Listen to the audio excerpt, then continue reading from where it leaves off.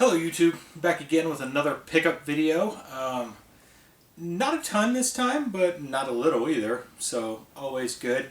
A lot of this came from a recent St. Louis Retro Gamers event that took place over at Game Trader 2. We got together there to benefit Extra Life Charity, which obviously gives money to, I believe, Children's Cancer Research or Children's Hospital, something like that. I don't know, I donated. So what happened is Chuck, the store owner at Game Trader 2, had a tournament on the 1991 Campus Challenge reproduction card. It'd be awesome if he had a real one, but it was the reproduction from Retro USB. So we all got a chance. You could pay $5 per chance to play. If you paid 10, you got a free keychain and 2 chances to play. If you paid 20, you would get a free t-shirt. I did the 10. I didn't have a ton of money to spend after I bought some stuff, so $10 went to charity. That was great of Chuck to do that. We all really appreciate him putting these things together, and it was a good time to see a lot of the other St. Louis Retro Gamers and other people who aren't actually in the group show up as well. So we got together, and there I did pick up a few things, but I'm going to go through some other stuff that I got before that event, and then everything else will be from that event, obviously. So there's only a couple things I got before. I actually got a Super Mario Sunshine at a garage sale, and I ended up trading that in to Chuck at Game Trader 2 for some of this other stuff. So I don't have that to show you. But at that same garage sale, I got an Atari 2600 card. It's one I've actually been looking for because it's one of the 20th Century Fox games of the century, which if you know anything about that, 20th Century Fox put out a lot of movie games for the Atari 2600. There's some pretty terrible ones. There was a MASH one, which I've never played, but it's one I've been looking at. I haven't ended up grabbing that one yet. But also, this guy had this at the yard sale. So it's Porky's. Now, if you don't know what Porky's is, well, you're missing one of probably the better 80s teen sex comedies that ever came out. And so it came out on a 2600 cart.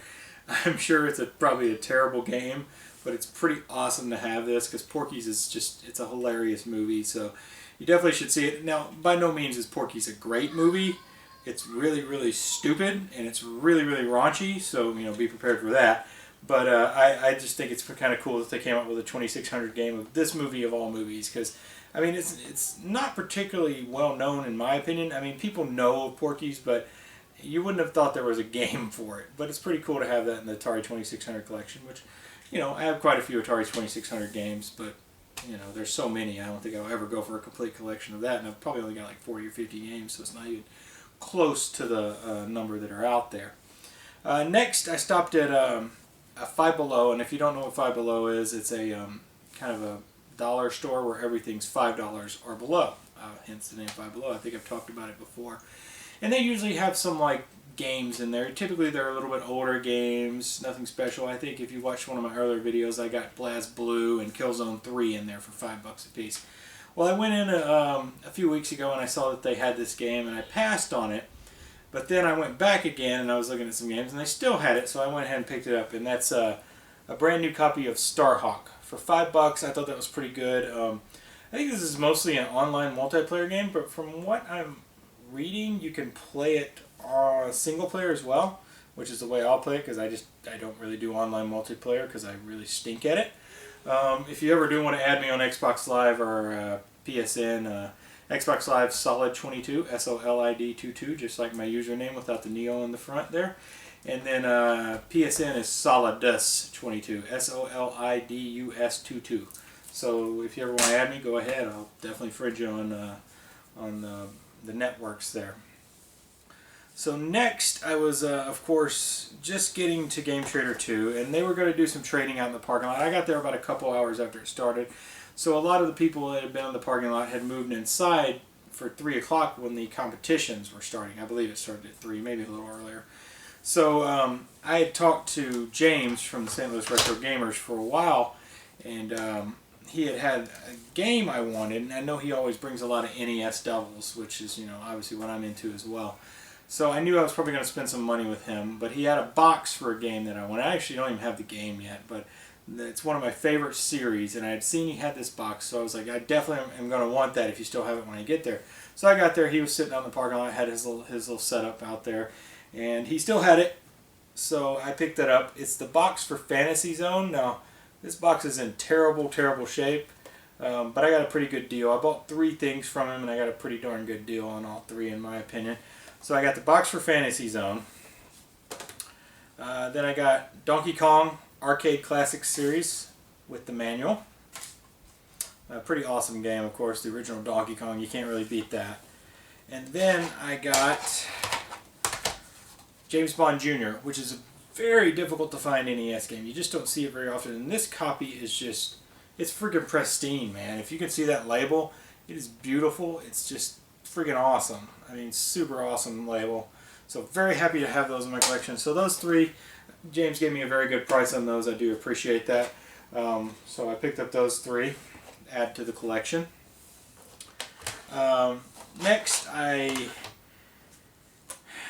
Alex from the St. Louis Retro Gamers Group, I had bought this off of him a while back, and he just held on to it for me for a while, and he was there that day, and he said he remembered to bring it. So I got, from him, I got Dizzy. What is this? The Fantastic Adventures of Dizzy, which is, of course, a Comerica card, because you could tell by the gold with the weird switch in the back. And that came with the manual also. That's from Codemasters. Absolutely brilliant. That's what it says on the back. So I got that.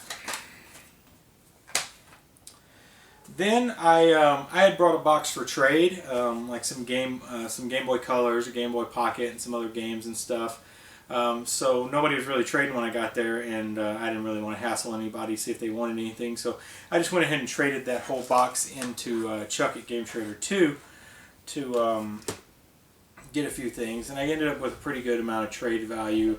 I had already picked out a couple things and had them behind the counter that I was going to buy, and then I thought, well, you know, I'll just go ahead and trade this stuff in. So I went back in and I gave him the trade in, and he ended up telling me how much I was going to get for my trade in. So the first 2 things I had picked out was Cartoon Workshop, Tiny Toons Cartoon Workshop for the NES, of course. Got some rental label sticker on there. I'll get that off at some point, but not really worried about it.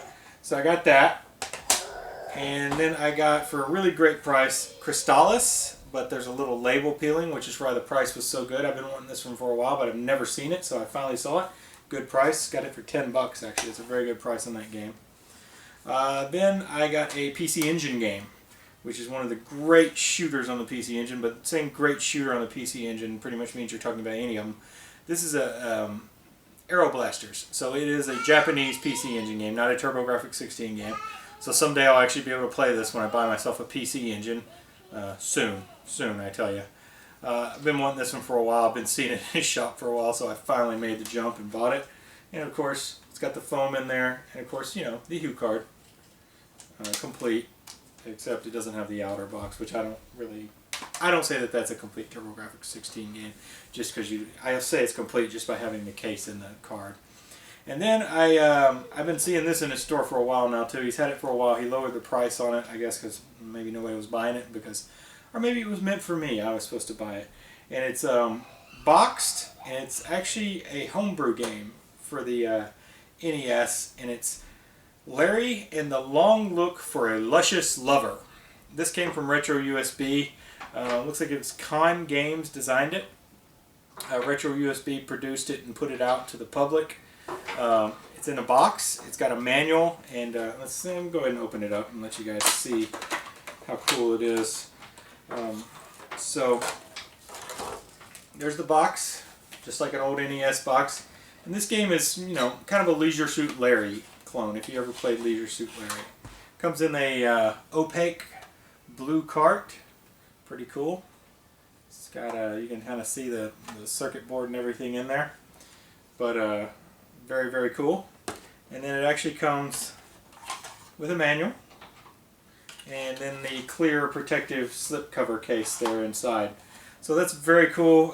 This is the second product I've got that's Retro USB. Now, with this game, actually, originally when it was released, it came with an order card where you could buy E.T. on the NES, like a reproduction of E.T., the Atari 2600 game, for the NES, which was really cool. But I didn't get that. But I've got this one now, and it's one I've been wanting. Like I said, it's kind of like a Leisure Suit Larry type game, you know, looking for love kind of game. Probably not for kids. I won't be playing it in front of the kids, but I really can't wait to play it. Alright, and lastly, because I participated in the event, I finished 19th in scoring. That was terrible. I did terrible on the campus challenge, and I knew I would because I'm just terrible at those kind of things. But I got to pick out a prize, so I picked out some maracas for the Wii. And the reason I picked these out is because they go with Samba de Amigo. And Samba de Amigo for the Dreamcast was awesome, but here's the maracas.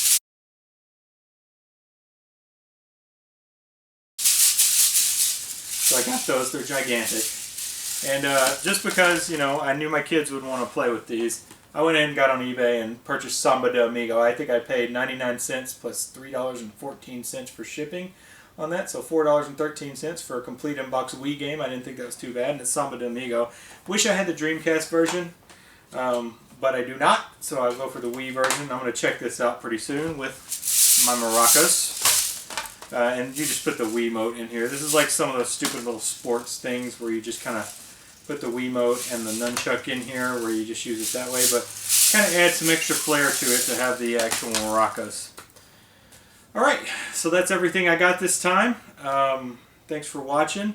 Like, comment, subscribe, and we will see you next time.